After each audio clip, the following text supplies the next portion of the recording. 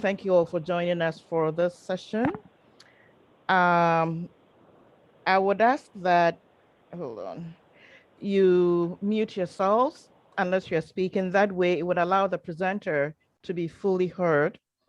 And if you're welcome to turn on your video or not. Just feel comfortable, do what is comfortable to you. Some of you may be watching this session through Zoom, and some of you may be watching it through the Hoover app. There is a chat function in both Zoom and Hoover. We would encourage you to use the Zoom chat because everyone will be able to see that chat. But with the Hoover chat, it is only available to those viewing this presentation through the Hoover chat. If you haven't used chat before, it is the icon at the bottom of your screen, and that looks like a little bubble.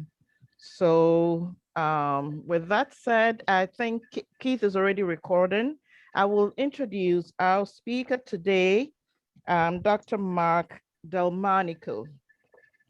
Marc is the director of the Office of Certification for Ecclesial Ministry and Service at the United States Conference of Catholic Bishops, where he collaborates with and resources a subcommittee of the Bishops' Conference, dioceses, and national organizations seeking to develop and enhance promotion, recruitment, formation, certification, and recognition of lay ecclesial ministers.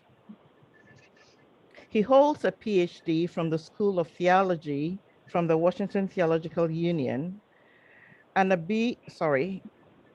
from the School of Theology and Religious Studies at the Catholic University of America, an MDiv and MA in Theology from the Washington Theological Union, and a BA from St. Bonaventure University.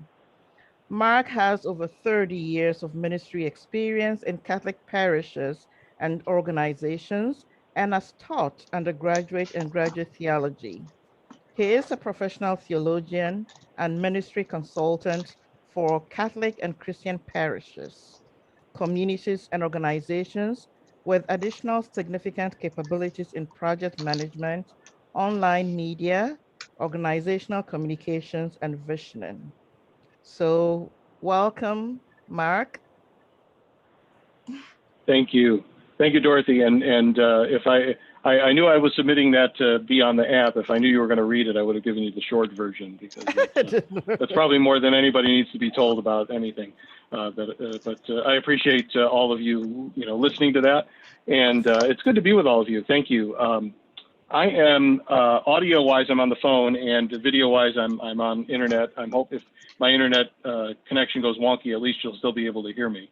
So that's why I have the headset here. If anyone's not hearing us, just send a chat over so the organizers can let me know.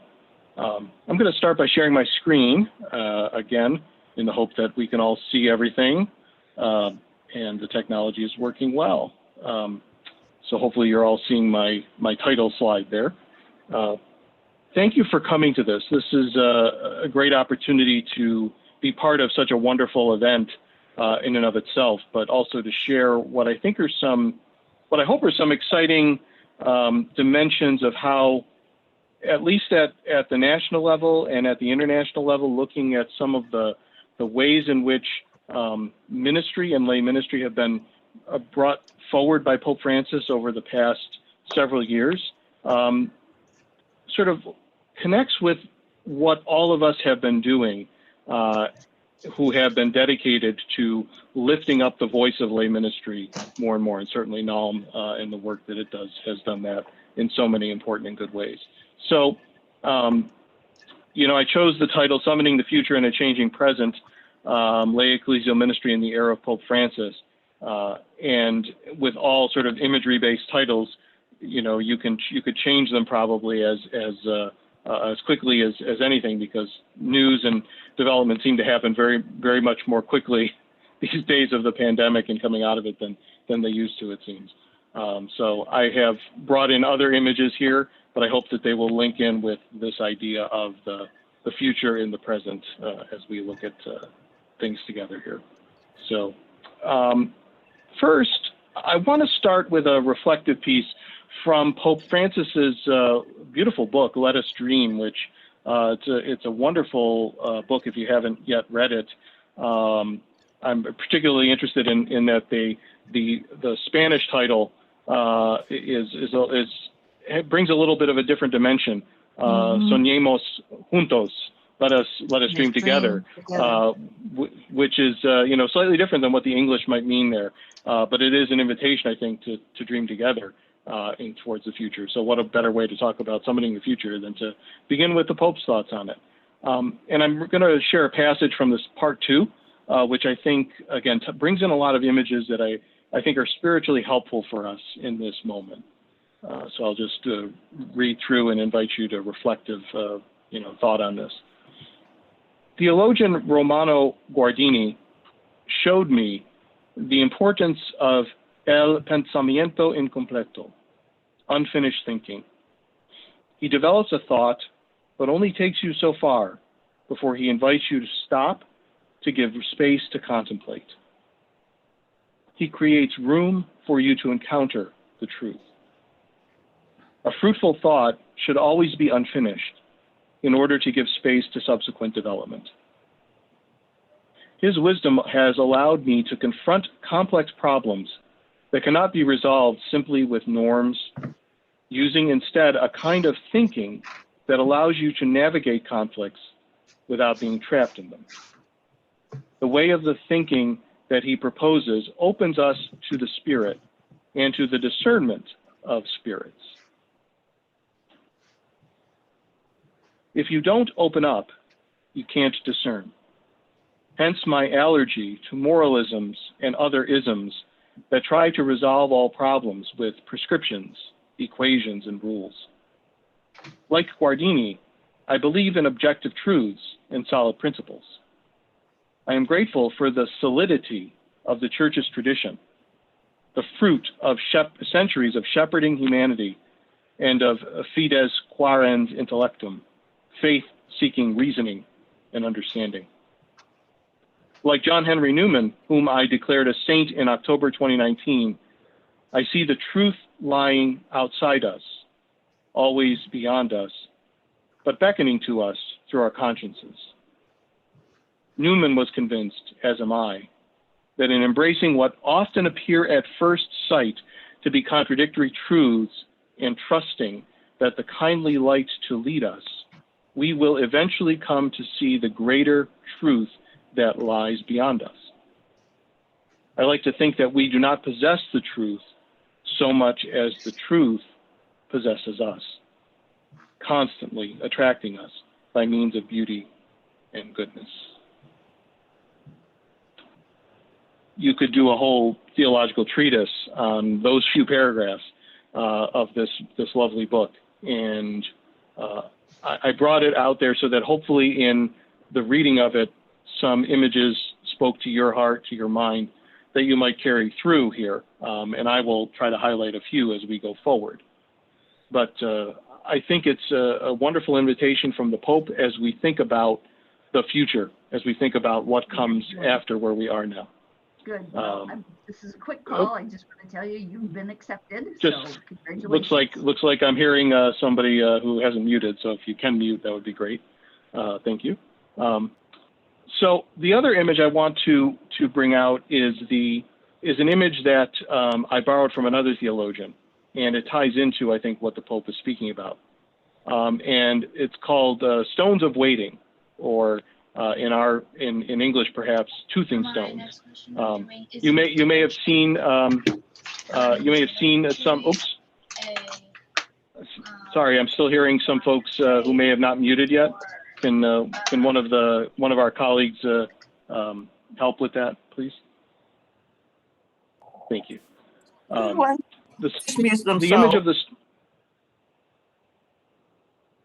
image of the stones of waiting, or toothing stones as they're called, is an architectural feature where pre-existing walls have extensions built into them. So like you see in the picture here, so that future builders can add new construction onto an existing wall and make it harmonious and latch them in. Many of the European cathedrals were built in a style like this over a long-term time. It's often a generational process. Sometimes the additional part doesn't get added for quite a while, but the stones remain there. I call them stones of waiting because in French, the language is pierre d'attente, literally stopping stones or stones of waiting. And I'm drawing on an image that a very famous Dominican, Marie-Dominique Chenu, the 20th century theologian of La Nouvelle Théologie, who was very influential at the Second Vatican Council, he used this image when he talked about the impact of Gaudium et Spes at the Second Vatican Council, the pastoral constitution on the church in the modern world. The idea of building into the joys and hopes, the griefs and anxieties of humanity as part of the evangelizing work of the church is what he was trying to convey there. The idea of that the church is building into these aspects of that are common to humanity to help build anew was I think one that stayed with me when I first discovered it during my theological studies. And so it spoke to me now as an image for our times. So thinking about what the Pope has said about sort of ongoing thinking or unfinished thinking, the idea of John Henry Newman of being grasped by the truth, the title I gave, Summoning the Future. I tried to tie all these together and think of, they're just images that I think are helpful for us now of attentive waiting, listening, and discernment with a goal, the goal to build, the goal to have an action come out of that. So it isn't just contemplation, but it is action. It all presumes we're building on something, but we don't yet fully know what that is. And I think that that's the moment we're in. And I do think it is a helpful image for our moment. So I just want to start here really to invite your input as well as a workshop. I know you want to hear me, but I also want to hear you, and I hope that we can hear each other. Using that image, or the image, if you will, of the Pope of the unfinished thinking, what are the stones of waiting that we see? What do we feel and sense and are aware of that we must build on during this time? So I invite you to think of your own experience. What have you learned? What have you experienced in this time? What is unclear or unfinished to you? It may be a lot of things, but is there something that rises to the surface? What looks like it's a waiting stone? What is something that can be built upon from this time? Thinking about in terms of the inspiration of the Holy Spirit, how is the Spirit speaking to us in these waiting stones that we might be observing? So I want to pause there really just to give you an opportunity either in the chat button, if you want to put it in writing, or if you want to unmute yourself to speak for a moment, just to share those with us. I have some that I want to share with you and some that even you've already shared through the poll that we've done, but I'd like to hear from you first. So let me pause my sharing so that we can maybe see each other again. I think the whole notion, this is Sister Kathy, of synodality that the Holy Father is calling us to is so important, that we listen to the Holy Spirit, that we dialogue with each other, and that as Sister shared this morning, that the triangle is not like the normal triangle, but the inverted triangle. That we really try to, especially in dioceses, we've done this in my Franciscan community, that, you know, the whole thing of dialogic contemplation, but we pause and we contemplate, and then we share the movement of the Spirit. So I guess that's important. I'd like to see that more in my own diocese. And that's what I'm hoping for or dreaming. No, thank you, Sister. Seeing even a bit of that in your own process as in your community.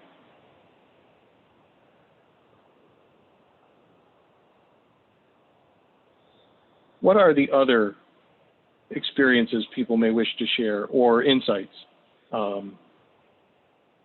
when you've had moments to consider all that's going on? And I know how often those are fleeting, especially in the busy times we've been in, especially in ministry. What do we see as stones of waiting sticking out there from the building? Things that have come forward that we're trying to perhaps build upon.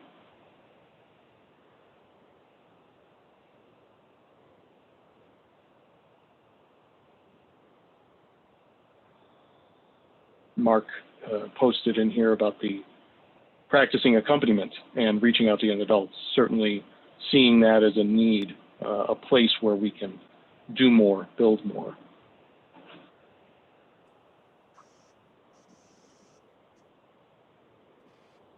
Just the development of lay ministry in itself is.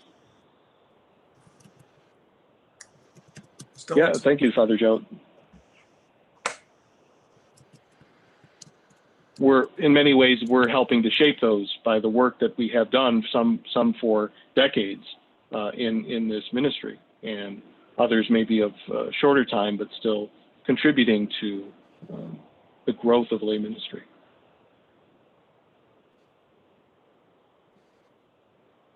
I think that technology, the ecclesiology of a church that serves the world and that shares the joys and pains and griefs of the world, I think that even now and perhaps always, that's an unfinished stone, especially in times of crisis and inequity and of injustice. So what does that mean for us? What do we build on that for today and tomorrow? Absolutely. Many items in the chat now of when we're resistant to change until we have an opening or a challenge to change, where we must change. Co-responsibility. In many ways, co-responsibility and synodality are connection points in some of these. Moving away from the clerical model, both of ordained and lay clericalism. So these are all good points, and thank you for bringing them up. Some of them I think you'll hear echoed in what I have to say, but it's good to hear from them. People can continue to maybe put those in the chat, but it's good to at least get a sense of where people are at, what people are thinking, together. It's part of what I think this moment invites us to. So let me try to now go back to the slides here.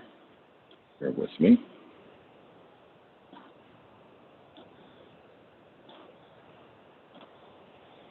Okay. Oops. So from the current slide. There we go.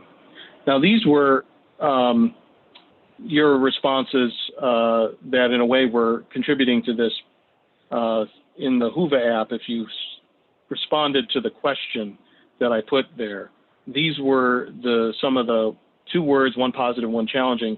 Sorry, I misspelled the scribes there. Your ministry experience in 2020, 2021. And, I think that it's good to see those as well. Each of these things, where we come today and where we came, you came when you answered those questions, may be similar or may be different. So it's good to maybe, if you see and hear what you said then and what you may have said now, what are the connection points there that can be helpful to you in your ministry context. Now, those are yours. Here are some of mine, again, knowing that there are others. But some of the stones of waiting, the toothing stones sticking out, the techniques and technology at our disposal now, that we've been through a period of time that's been very difficult and very painful is universally true. But considering that we're in a moment where the technology has allowed us to stay in unprecedented contact with us, including doing conferences like this virtually, is a remarkable thing. Being able to broadcast a liturgy from a parish in the countryside or in a city or somewhere else in the world, and to see that is an extraordinary thing. It's an extraordinary experience we didn't necessarily think about before the pandemic. And now that we have, and many parishes and communities have invested in that, often for the streaming of liturgy and prayer, how does that translate into other activities, be it at a parish or in another context? So we're obviously doing this now here with NALM for a second year, kind of having a virtual meeting. How do these continue in the work that NALM does? How do they continue in the work of your ministries? How do they expand, since we've spent all this money to invest in these cameras and streaming equipment and whatever? What does that mean? Does it mean we have other opportunities to engage in our parishes or in our communities in different ways? So in going along the theme of the NALM conference, if the church has left the building, the technology has enabled that in some way, and we should maybe lean into that a little bit more and see what can be built further. We've experienced new and renewed forms of care and outreach, whether it is something as basic as a phone tree conversation with parishioners, whether it is the orienting of ministry outreach during the pandemic to direct needs, which unfortunately continue in so many places, whether it is the augmenting of charitable outreach, whether it is the coordination of responses to injustice, whether it is forms of advocacy that have emerged within communities. Or you may be in places where you see a lack of those things, and that's discouraging. To recognize that there are places that do that, and that maybe we can learn from that. How do we enhance our understanding of our communities, our parishes, and other groups which we're connected with, Catholic groups, as communities of care? In a time when we've seen so much in terms of people frayed and often unthinking in anger and in violence, to reclaim the space of our communities as communities of care may be some of the most important and frankly essential work of outreach that we can do, with all the challenges that I know go with that, and the difficulties of bringing people into that vision. I know those challenges exist, but maybe we see a space for that to happen. We have often heard, and in many ways lay ministers have borne the brunt of budget cuts, reductions in staff. Many colleagues, are struggling because of these cutbacks. As we've started to open up again, hopefully some of those can return, maybe some will not. But it's a moment in which we should be very clear about the fact of what we're choosing to spend money on, and what we're choosing to spend time on, and what we're choosing to spend resources on. If we're aware of the fact that budget and resources are not infinite, as we have been in so many ways for many years, now even more so, that invites us to be strategic about what we care about, and therefore what we spend money on. So how do we do that in our parishes? How do we find ways to present that? How do we support ministries that demonstrate, the type of pastoral care and outreach that we want to see? What are the ways we can do that? Those are, again, not easy things, but I think that there are places where people starting to have those conversations can be very, very influential.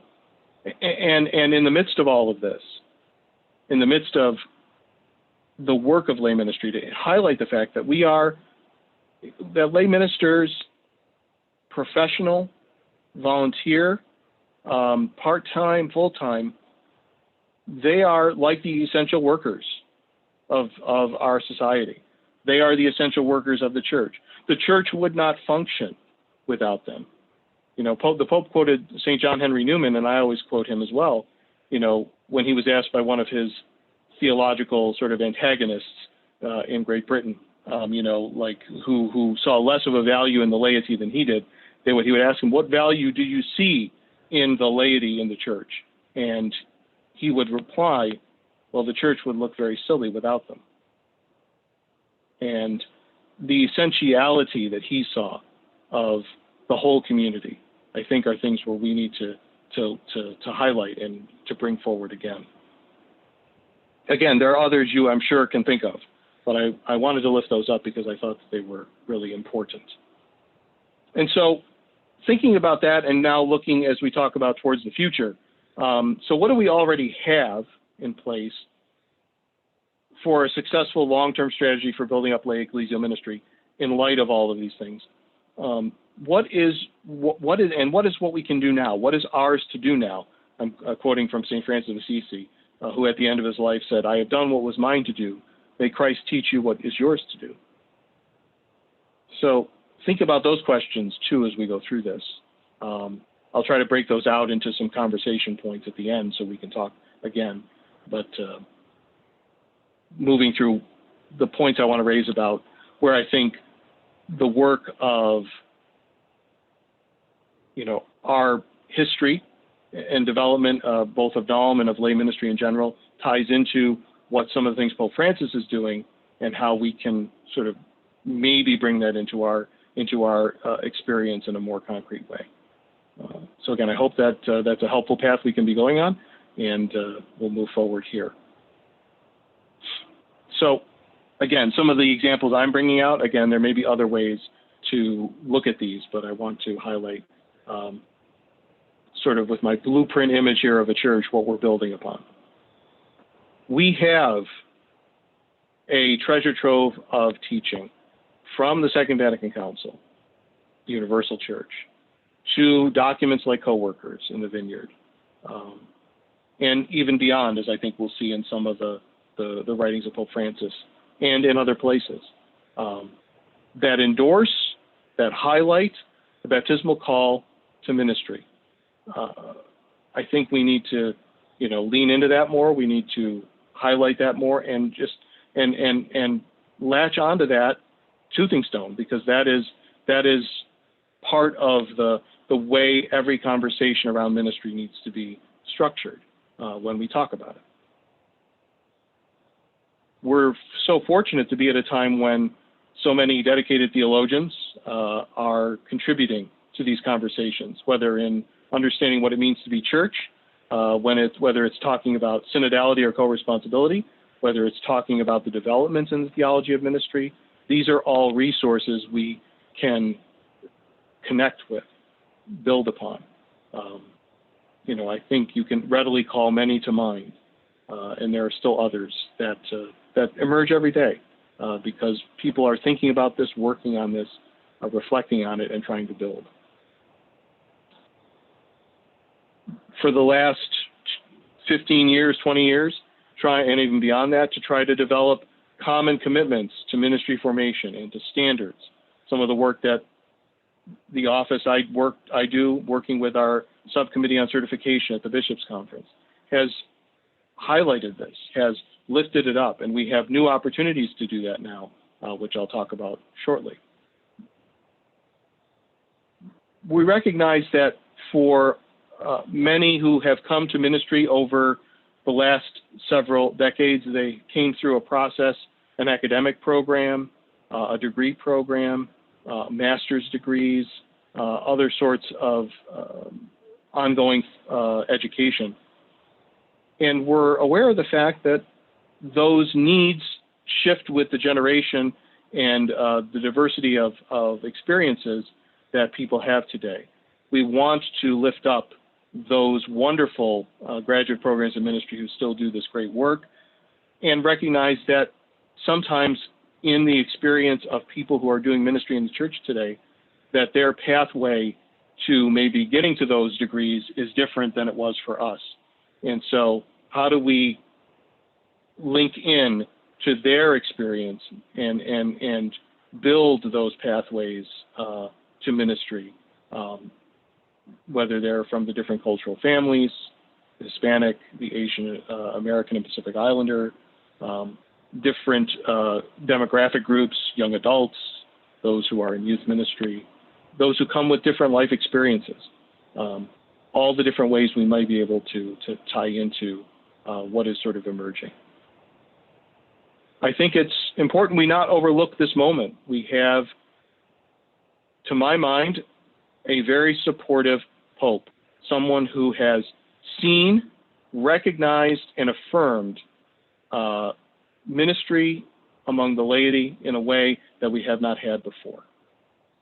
It's not that we haven't had it. It's just that we have moved in a way that is, I think, different under Pope Francis than we have previously. And we should not discount that as an important moment and opportunity for us. And of course, we always know that there's more to be done. We want to continue to try to build, and we know that everything that we do is incomplete, but it builds towards the goals that we have. So I want to go through the next couple of years in a couple of different ways. Again, they're coming from my experience and some of the readings I've done of some of Pope Francis's work, but I want to start with something that was really an opportunity for me when I first started at the Bishops' Conference 2018, so before the pandemic, before all of this, but it was an important moment when I had the opportunity to go with a colleague to Rome to a really first of its kind sort of meeting sponsored by the Dicastery on Laity, Family, and Life, where we gathered with international representatives across the world to discuss, to learn from one another about what's going on in different countries regarding formation. They speak of formation of the lay faithful. I think of formation in terms of not just education of the laity, but also of ministry formation. And when we were there, one of the things I shared was how our Bishops' Conference developed this document, this statement on lay ministry, co-workers in the vineyard, how through the work of many different organizations, lay ministry groups, including NALM and the Alliance and others, we've developed ministry certification standards. We've highlighted the needs around ministry formation in a very systemic way. We've established graduate programs to respond to this.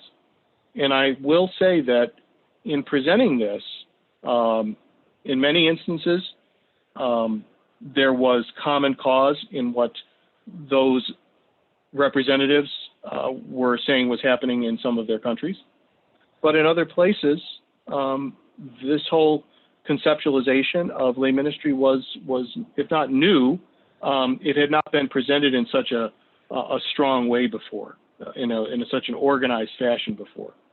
And I quickly was able to move all the materials I had brought with me and had to refer people to online resources of NALM and other groups to share in this work because there was a great enthusiasm about it.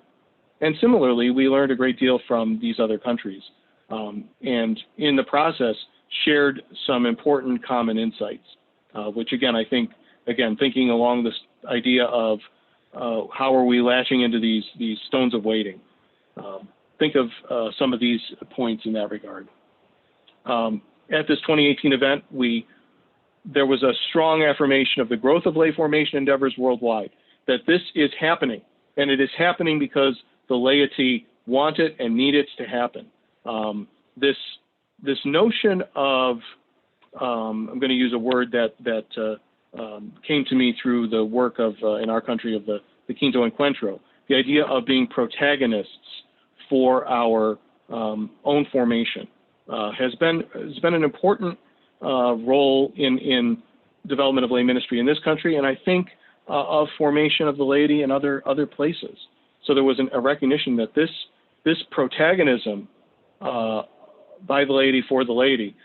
Again, I recognize the limitations of terms when we talk about the distinction of clergy and laity. I know that's fraught language in many ways, but that using this way of talking about the fact that people who have needed and sought this being formed in the life of the church, in the life of lay ministry, have sought it out and have built it because it has been something that they felt as a deep felt need. We should not forget the strength of that in our organizations and in what we have done. I think people in these groups and in sharing what they have been doing internationally really rallied around the outreach missional call of Pope Francis for missionary disciples. We heard efforts in terms of the way small groups and lay movements have impacted certain places in the world, maybe differently than they have here. National endeavors like the Year of the Laity that Brazil had, I think in 2017. The places in different countries where there are dedicated lay councils alongside the bishops' conferences. Again, here in the United States, we don't have that, but we do have a network of national organizations that is important for us in that regard. And that their desire was to be literally the church that is left the building. How do we focus our efforts to reach those who are not connected institutionally or who have chosen to be disconnected from the institution for whatever reason? These again, I think, are things that we try to build on even now. And now we're trying to do that in a somewhat unique moment as we emerge from this time of pandemic. What else?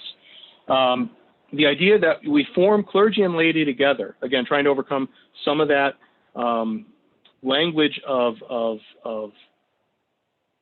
radical difference that sometimes we overinflate between clergy and laity. We recognize they have different roles. We recognize there's different activities that they do, but that together, being formed together, we gain so much more, and we learn so much more from one another. Somebody mentioned in the comments, how do we avoid the clericalism of the clergy, which I think is of a particular type, and sometimes the clericalism of the laity, which is a different type. If we continue to be in a circumstance where we're not able to share the good news and the work of lay ministry, for example, where we place ourselves in circumstances where the priest is the center of all ministry, in a way, frankly, that's both detrimental to lay ministers, but also detrimental to priests who are, as we know, often given a lot more than they can handle in the life of ministry. Even the best of us are often struggle with that. So how do we avoid the idea that it is one person or one group that is responsible for the life of the church? This group really said, we have to respond to that. And how do we do that? We form people well so again, the acknowledgement of the work that has been done in this regard, particularly in what we shared from the U.S. side, was, I think, greatly appreciated. How do we share resources? How do we invite bishops' conferences to prioritize these practices? It's a work in progress. We know we want to keep that process going, though. And the more we share about what we're doing potently, the better our chances of shaping those conversations. So those were some of the points that came out of this event. And now I want to shift ahead a year to the Synod on Young People and the document which emerged from it, Christus Vivit. I'm grateful to colleagues from the Secretariat on the Laity for, bringing to me these excerpts, because they highlight again where I think we're seeing the slow but perceptible shift in language that aligns with what we have been saying in the U.S. Now on a global scale. And you can again see how Pope Francis, in his sort of integrated way of thinking about this, has tied together, images and processes of thinking that we're really starting to see the fruit of now, especially in this quote from number 206 of Christus Vivit. Ministry has to be synodal. There it is. I mean, things we've been talking about a lot already. It should involve a journeying together.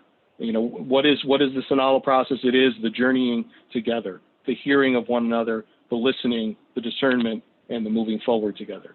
That values the charisms that the Spirit bestows in accordance with the vocation and role of each of the church's members. Those of you who think back to Co-workers of the Vineyard and how challenging it was to try to convince, and we weren't quite successful, of the importance of talking about vocation to lay ministry.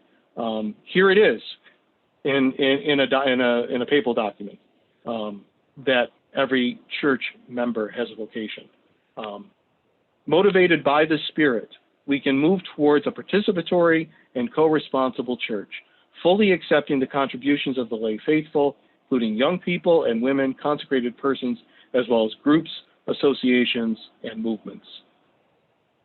The Pope is speaking to Nalm here. The Pope is speaking to all the different Catholic ministry organizations, the different movements that have been part of our life in the church.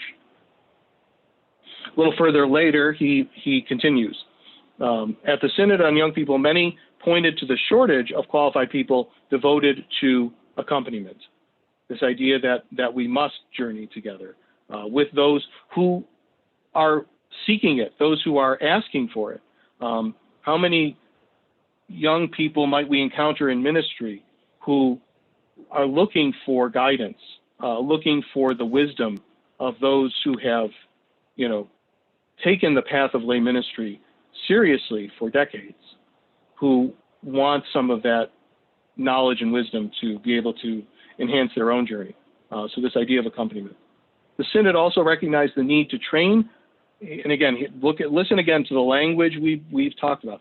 Train consecrated persons and lay people, male and female, to accompany young people. The charism of listening that the Holy Spirit calls forth within the communities might also receive institutional recognition as a form of ecclesial service.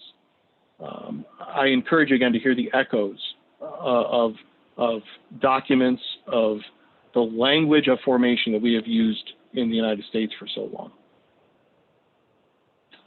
Now, again, jumping ahead here, I realize I'm being somewhat selective in all these points, but hope that they're tying together in a way that we can start to see, at least from the standpoint of what Pope Francis is offering us, a sort of a set of toothing stones, a set of waiting stones where we can think forward in our own context. The General Directory for Catechesis was, I think, another step in this direction. When I gave a presentation to a group of catechists in Maryland last year, virtual presentation during COVID, the directory had recently come out, and I was interested to point out this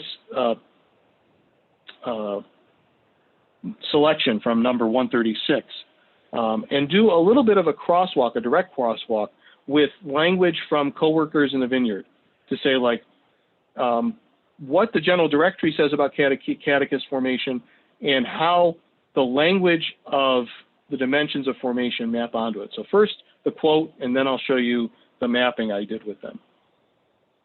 Again, hear the language. The formation of the catechist includes various dimensions. The deepest one has to do with being a catechist even before acting as a catechist. So those of you who are not in catechetical ministry, by the way, think of this in terms of your own ministry. Substitute the word catechist for director of youth ministry, substitute it for parish life coordinator, so substitute it for whatever you're doing. Formation, in fact, helps them to mature as persons. I made this inclusive language, so that's what these ankle brackets are. Formation, in fact, helps them to mature as persons, as a believer and as an apostle. This dimension is also viewed today in a sense of knowing how to be with, which highlights the extent to which personal identity is always a relational identity. Moreover, in order for the catechist to perform their task adequately, formation will also be attentive to the dimension of knowledge. which implies a twofold fidelity to the message and to the person in the context in which they live. Finally, since catechesis is a communicative and educational act, formation will not neglect the dimension of practical savoir-faire, lovely French term there, which is really the English term up above, is the know-how. How do you do something? To know how to do, practically. So I took that one paragraph from the General Directory, which I think really does match up well with some of the work that has been done around formational assessment and need, and mapped it to coworkers in the vineyard. And I want to show you that as well. So look again at this language and the four dimensions of formation: the personal, the spiritual, the intellectual, the pastoral, and I've also added, because it has become increasingly important, to talk about intercultural competency. I've added points along this paragraph of where I see language that connects with the formational language, the certification language, the standards language that has been developed for the last 15, 20, 25 years. Again, just to point out the fact that there are connection points. This has had an influence at a global level. And I point that out because I think we don't want to lose, in the midst of the many challenges we're facing, the real impact that we've had. Finally, when I started writing the proposal for this workshop, we didn't even have this document, and here it is in 2021 in May.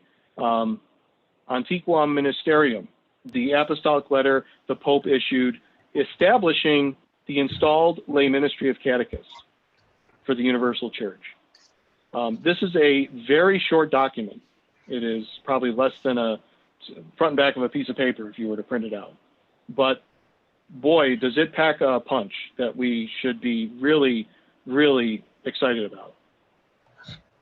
This apostolic letter, which the Pope issued motu proprio, which is on his own authority, it's not a new teaching, but it helps clarify. It's that savoir-faire. How do you do this? How do you take the work that has been done, understanding the role of the catechist, and now apply it in a specific way?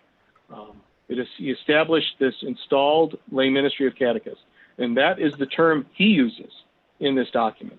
And of course, it joins two other installed ministries now formally available to all laity across the world. Those other liturgical ministries, the acolyte and the lector. Again, we can look at that and say, well, here in the United States, we've had catechists, catechetical leaders for a long time. We've had certainly men and women as acolytes and lectors, etc.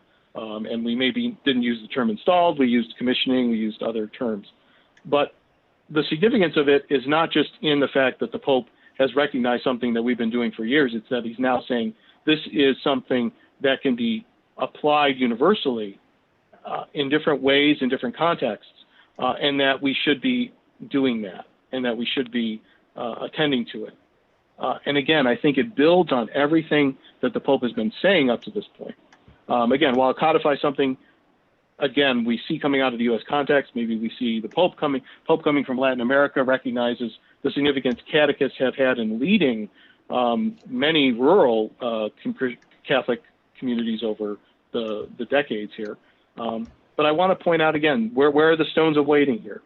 To my knowledge, to my reading, I might defer to someone like Father Joe, who might have another reference here that he can find, but I did not find another use of the term lay ministry in a document from Rome until this document. The closest I found was, and it wasn't really all that close, was in the 97 instruction on certain questions regarding the collaboration of the not ordained faithful in the sacred ministry of the priest, which was during the time of Pope John Paul II, and was probably not as positive a document from our standpoint as we would think.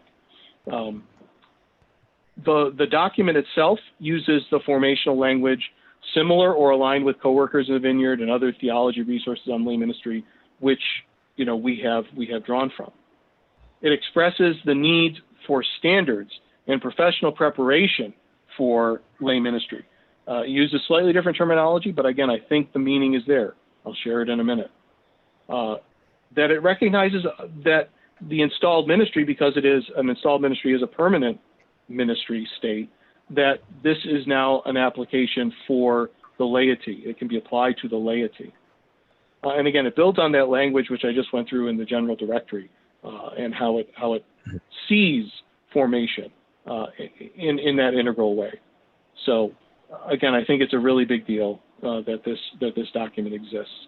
And here's a couple of salient examples from it. The Pope gives, I think, a very brief sketch of sort of the importance of the catechetical in the life of the church. From the beginning, he says, so from the early church, the Christian community was characterized by many different forms of ministry carried out by men and women who, obedient to the working of the Holy Spirit, devoted their lives to the building up of the church. So right out of the gate, the Pope is saying the catechist role was part of many different forms of ministry which existed in the church. This is a history of the church. It is part of our tradition. It is part of our life. At times, the charisms that the Spirit constantly pours out on the baptized took on a visible and tangible form. This is visible and tangible form in a church document gets really close to sacramental language. It doesn't quite go there here, but it talks about visible and tangible form of service to the Christian community, one recognized as an indispensable diaconia service for the community. Of course, from diaconia, we get the term deacon. The idea is that the Pope is aligning the diaconia of catechists to ministry in a very significant way in this text. Of course, the Pope will recognize very strongly what church teaching has upheld from the council and prior to the council, that the bishop is the primary catechist in the diocese, that he shares that task with his presbyterate, with the priesthood, and that parents are the primary agents responsible for the Christian formation of their children. These are all things we have seen and heard and know of in documents of the church, in the Code of Canon Law reference there, the Eastern churches as well. And then he says, still, there is another layer here. Recognition should be given to those laymen and women who feel called by virtue of their baptism to cooperate in the work of catechesis. So he's framing all of this and including the development of a lay ministry, an installed lay ministry of catechists, as flowing out of baptism and cooperative in all of these areas. It is not just that lay people here are cooperating with the bishop or the priest or the parent, but that every single one of those agents is cooperating with each other in the work of catechesis.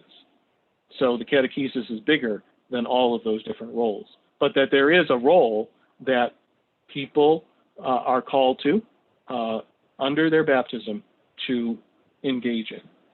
And again, this is not groundbreaking, earth-shattering to our ears, but it is very important that it exists now in a Roman document. And from my standpoint and from the work I do, this is exciting to have seen as well. And I continue to be in conversation with my colleagues at the conference, and hopefully in conversation with all of the leadership of NALM and others to look at. The Pope says, I invite the Episcopal conferences to render effective the ministry of catechist, determining the necessary process of formation and the normative criteria for admission to this ministry, and devising the most appropriate forms for the service which these men and women will be called to exercise in conformity with the content of this apostolic letter. Formation and normative criteria is language of not only standards, not only of training, but of recognition, of authorization. The idea that there would be appropriate roles for service, I think you see in this way the Pope presents it. And it's an invitation to the bishops' conferences to actually do this. Because of, I think, the work that has been put in over these decades to establish criteria for formation and standards for formation and certification in lay ministry, including in the area of catechetical leadership in different ways. We're very fortunate to be in a position where we have resources. We have our own building, our own stones that we have built, that are waiting potentially to further be enhanced by what the Pope has invited in establishing this ministry of catechist. So it is something that I think we should be very excited about, something that I think we have a lot to do potentially in response to. And I welcome people's thoughts on that as well in this conversation. So I've gone on for a little bit of time here, and I know we have perhaps hopefully a time for conversation with each other. So I want to turn to that. First of all, just again to point out the fact that I do see overlapping with that quotation from number 9 of Antiquum Ministerium, some of the language we've used in coworkers and other places to talk about this. So again, I think we're poised to move in especially in this area in a very positive way in the future. So, and again, I'm going to say this was just a recap of what I've said before. While it's not new for us, I think it affirms something for the whole church that on a global scale is significant. It has globalized the language we have used in significant ways. And so I don't want us to lose sight of that. So trying to bring this all now back from maybe I was at the 50,000 foot level down to maybe the 10,000 foot level or the 5,000 foot level or the grass level. Hearing those things, thinking about the images of from the beginning, from the Pope's Let Us Dream, thinking about your own experiences during this very unique and very challenging year. What else do we see? What do we do now with this? What do we do with the sort of moment in front of us? Where are the stones of waiting upon which we now build in our time and our place? Part of the Pope's understanding of unfinished thinking, el pensamiento incompleto, is that we always build where we are and we always build on the work we do together. But there's always an openness. There's always an empty spot. There's always a place where we can learn more, where we can grow more together. And I think that through the Pope's writing, through these documents of the Church, that he has been instrumental in bringing about, we're being placed in a moment where we're invited to think with him. The concept of being involved in a synodal process that we're talking about with regard to the Synod of Bishops moving ahead in a couple of years, and to the extent that it's going to involve the whole Church. Is that something we key into in our own place, in our own time? How do we make that effective? Maybe our diocese is doing a synod process. Where can we fit into that? Where do the organizations we're part of, like NALM, fit into that? Those are places where I think we can build. So I'm just going to put these questions up here as a set of questions where we might answer these or we might go into other places. But when I thought about this presentation, when I thought about questions that might be helpful, these were the ones that came to me. So again, what do we know that we didn't know before the pandemic about lay ministry and preparation for it? if this workshop is about that. Where are we? What are we learning? What are we learning? What truths have grasped us? Based on what I was saying about Pope Francis's affirmation of this, how do we lean into that? I found it more helpful in these days also to ask questions about if we're talking about gathering around a table or gathering around conversations to help in this discernment, where are we not doing the things we think we should be doing? Are there people we should be learning from which we have not? Are there things that I can do myself, that Nalm can do, that we can do together with other groups, with bishops, with organizations, etc.?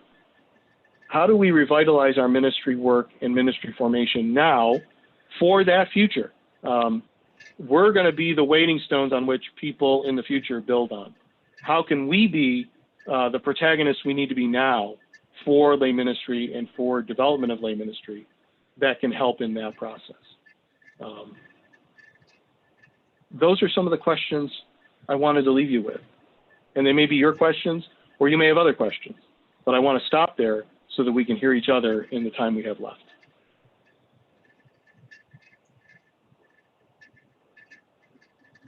So I'm going to stop the share and go back to my video and all of yours. And what I'm going to do is I'll put those in the chat so you can see them there, and also want to listen to I know Dorothy has been monitoring the chat. You may have questions you want to speak out loud. Maybe we can do that as well. But I would like to turn it to you. Thank you, Mark. It's been great listening to you, trying to draw the correlations between among the documents. At this point, as Mark has said, if you have any questions, feel free to unmute yourself and ask these questions, or you can post them in the chat area and I'll just read them out. And Mark will answer the questions, I wouldn't.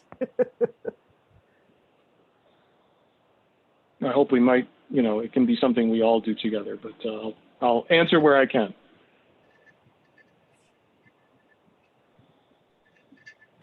Or it could be, comments or remarks, something you've read that dovetails into Mark's presentation. Oh, I didn't realize that. Yeah, go ahead. I have two comments, well, three. The first is, thank you, Mark.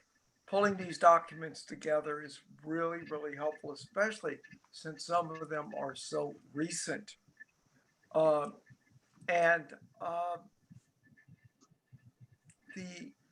Just one little thought, and it would be you to explore, me to go back to when Pope Paul VI eliminated the minor orders before ordination. He did so because these were ministries performed by laity. I think that maybe, and then when the new sacramentary came out, he used the words ministry for roles lay people had in liturgy. So there may be some exploration there that would be fruitful for getting even a more extensive historical background. The thought that I have is we are bereft as a church. We are suffering as a church because people have no sense of a baptismal call.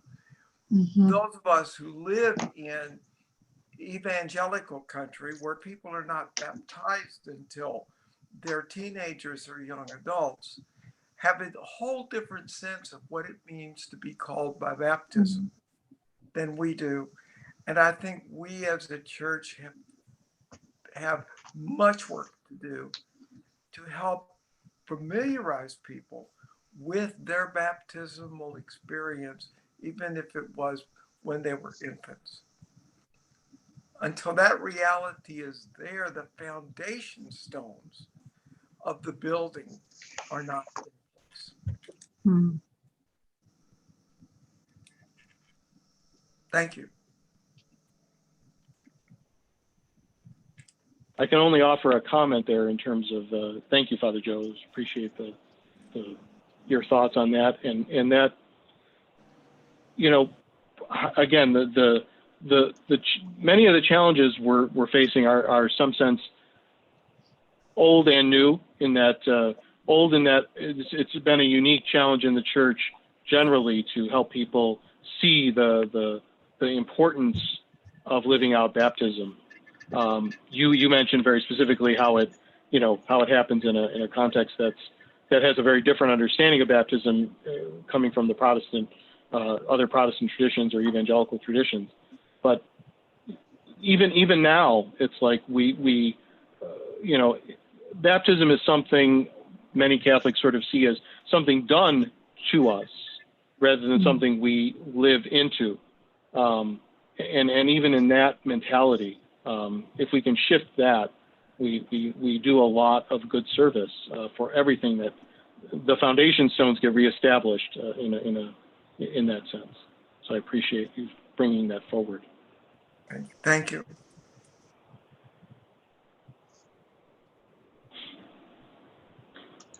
Mary Ellen sort of said, how do we encourage our Episcopal Conference to act upon these stones of waiting? I think it's a good question, Mary Ellen. I think that certainly, I think those of us who are committed to lay ministry, and there are many of us at the Bishops' Conference staff, I think we continue to lift that up to them. I think it's important that groups like NALM continue to highlight it, to highlight this to bishops that you're fortunate to have good relationships with, because you know as well as I that there is a continuum of views within the Bishops' Conference on many subjects, and we're fortunate in that I think we have many bishops who claim the value of lay ministry in a way that we're sometimes not always fully aware of individually. And the conference as a whole doesn't prescribe law for the bishops of the United States. It is much more a product of the work of the individual bishops together. And to the extent that we can draw in and engage those bishops who are supportive, we are better positioned to invite the conference of bishops to think more thoughtfully and engage more directly on these issues. It's always it's a hard thing.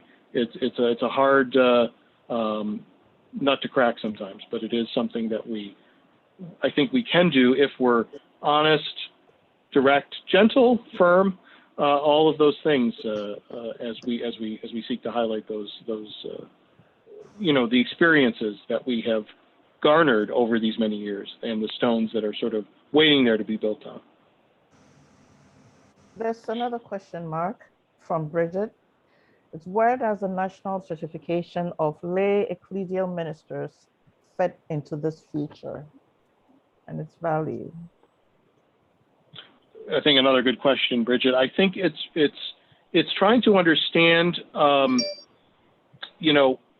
we've carried the idea of formation and certification, I think, very diligently from the document Co-workers in the Vineyard, which speaks in those terms. I think throughout the 15 years now that document's been in existence, along with the history of standards and formation and academic credentialing that led up to it, which it covers, I think, even a longer period. We've said that it's important for lay ecclesial ministry, to the extent that you're asking, especially lay people, to be involved in leadership roles, that they be prepared for that, and that they be professionally prepared for that, and that they be, acknowledged as having prepared for that. That acknowledgement, we've named certification from the standpoint of skills. And on the other side of it, from the ecclesial side of it, the bishop side of it, we've said we want bishops to authorize or to endorse or to support or to commission, lay ministers in these roles in a very public way. So certification is one element of I think a bigger process around lay ministry formation. And we know from experience that in some dimensions of lay ministry, especially in fields where certification has been part and parcel of a sort of larger, more, if you will, ecumenical experience, such as in hospital chaplaincy or in prison ministry, there's a strong field recognition that certification has a concrete value. Being able to say, I'm certified in this. Campus ministry is another area that is, I think, trying to sort of highlight that.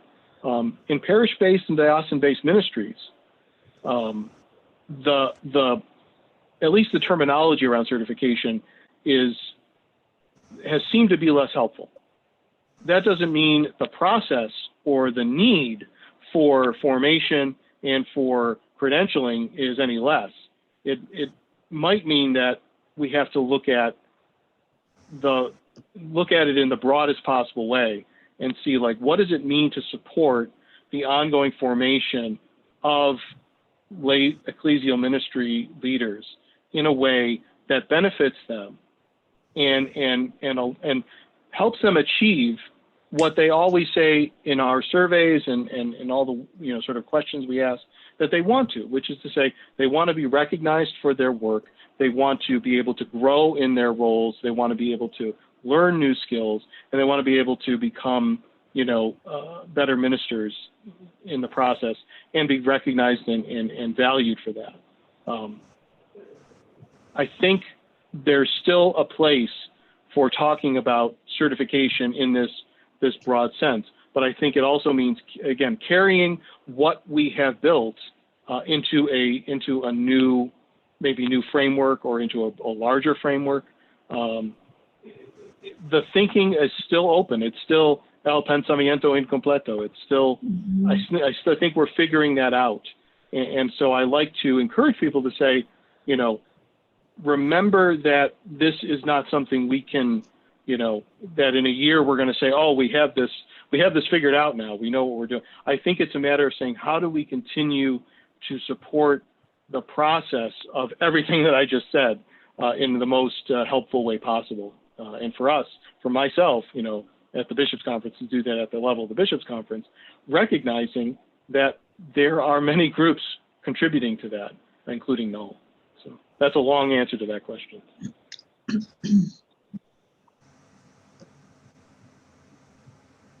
I don't have any more questions in the chat area, but if anyone has a question or a remark, feel free to unmute yourself.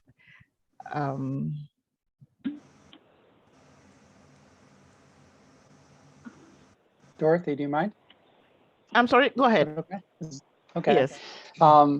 Marc, I really appreciated your use of building imagery. I was really inspired by it. I've been doing some modest writing and reflecting on using the similar imagery with our baptismal identity. And I'm thinking about, as a parish minister, whether I and we are doing enough to nurture those on the peripheries to see themselves as living stones and to see themselves as embracing faith in a new way, perhaps, by embracing their own leadership. So, yeah, I don't know if you have any thoughts on that. Yeah, I think one of the things I mentioned at the beginning about how parish ministry can potentially be shaped in new ways after this. Again, it's not new, but it is like we're thinking about it more because we've been forced to because of what we've gone through. And it is about how do we turn parish and even organizational Catholic life into outreach engagement, missional versus maintenance, if you think of those terms as well. You know, we always need maintenance. We're not, I mean, we have institutions, we have structures, we have to, you know, we have to pay bills, we have to keep things operational, but we need to have the space to be able to think about how to do the missional stuff in I think a larger context than we have, you know, have even imagined previously. And part of it is, I think, just keeping, you know, sometimes keeping before ourselves as leaders or others who are leaders with us, you know, when we make budgetary commitments, when we make choices about how we're going to spend money or not spend money, we're making missional choices, not just maintenance choices. And I think to the extent that we say, you know, very clearly, you know, this set of choices implies we're going to go in such and such a direction versus some other place, and to name it clearly is important. To say that we're going to support the dimensions of maintenance in parishes or whatever to the detriment of outreach and other engagements with those on the periphery, I'll use one example of that I've been spending a lot of time with now because it's in our work with our subcommittee is prison ministries. Like, you know, how many parishes live within proximity of a prison, and yet Catholic prison ministry is almost non-existent. You know, can a Catholic parish say, you know, we're going to do something about that in this jail that's near us or in this prison that's near us? And I'm blessed to be working with people who are trying to resource folks who want to try to do that, and also to bishops who want to look at the prisons in their diocese and say, you know, we really need a better Catholic presence, and that this is going to be a lay-led presence because there are not enough priests and there are not enough deacons. There are priests and deacons doing it, and we love them and we're grateful for them, but there's not enough. So, I mean, and prisons are about as peripheral as you can get in our society. So it's one example of just like, can we start to raise the missional questions in a new way? And I don't know if that's a specific answer. I'm sorry I'm not being more specific, but I hope it's you know, a thoughtful answer to your question. It's awesome. Thank you. Thank you, Justin. I'm seeing other comments in there too, but somebody had their hand up? Yes, Ernest had his hand up. Hey, Mark, thanks for your input. I'd like to affirm what Justin was just commenting on, that, yeah, I really believe we all need in our various church institutions to do a better job of inviting others to engage in the work, especially young people, and seek out creative ways to do it. And I know some parishes do that. You know, I've found great energy at our parish for the way our pastor and some of the other leaders among our pastoral ministry have invited young people to participate in some leadership roles in the parish and told them that you can do this. What I would like to hear, though, is more from our brothers in the episcopate in that area. I'm sure there are some, but I think there's far too little effort put into by our bishops as far as recruiting and encouraging lay people to really explore lay ministry as a hope, as a way of life, as a ministry in the church. I'd look at our episcopal budgets, and I'm sure there's some dioceses that maybe do much better, but lots of them spend inordinate amounts of money, especially from their annual bishops' fund, on clergy formation, seminarians, on houses of study, on priest enrichment, on priest spirituality, and minuscule amount on lay ministry. I hear bishops and dioceses talk about recruiting people for the priesthood, and lots of time, money, and effort is spent on posters, on videos, on talks, and rallying people to try to become priests. which doesn't seem to be drawing a lot of fans in spite of the effort. And I hear almost nothing in them recruiting people for lay ministry. There are lots of people out there that love this church. There are lots of people who would do something, but they need to be invited and they need to be encouraged, especially our young people. Right.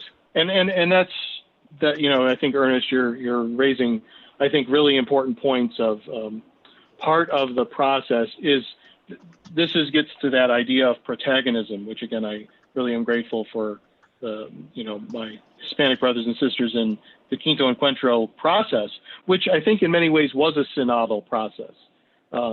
You know, lifting up the fact that, you know, I mean, to quote, you know, I believe it was Gandhi, or, you know, we are the change we have been waiting for, you know, or something like that. I forget who it was who said that, but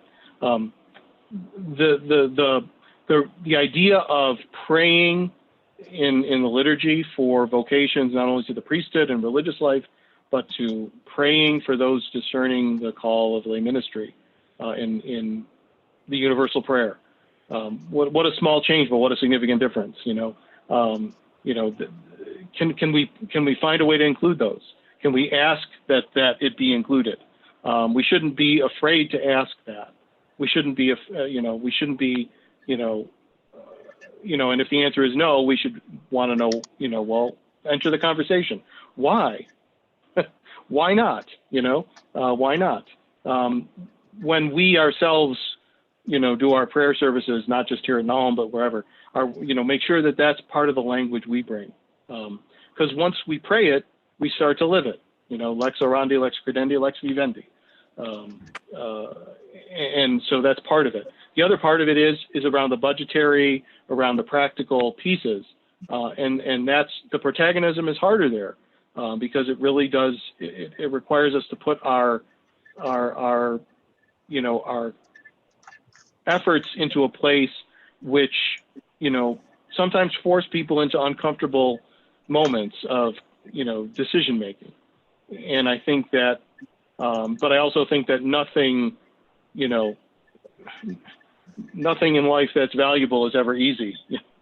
And we have to be willing to sort of say, you know, here's why we think this is important budgetarily. Here's why we think we need to put more emphasis here. Here's why we need to be more attentive to it, and find ways that we can, you know, get to that point. And those are not easy things, and I realize that. It's one of those things. The image of the persistent widow comes to mind from the Gospels. You know, we have to be there. We have to be the protagonists. We have to be the advocates, or it's just not going to happen.